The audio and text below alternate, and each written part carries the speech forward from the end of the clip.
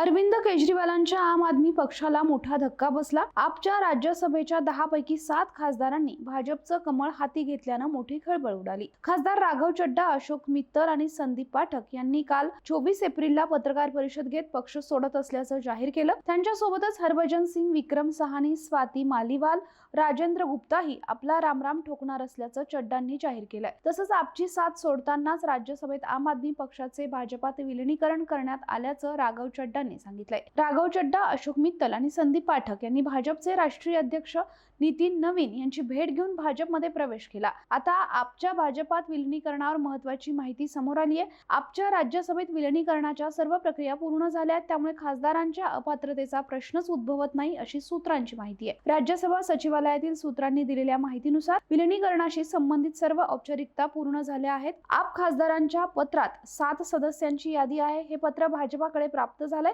आणि त्याची औपचारिकपणे दखल घेण्यात आली आहे। संपूर्ण प्रक्रिया राज्यसभा अध्यक्षांनी देखील मंजूर केली आहे। 10व्या अनुसूचीच्या तरतुदीनुसार विलीनीकरणासाठी 2/3 बहुमत आवश्यक आहे। सध्याच्या प्रकरणात ही अट पूर्ण झाली आहे, त्यामुळे अपात्रतेचा प्रश्नच उद्भवत नाही।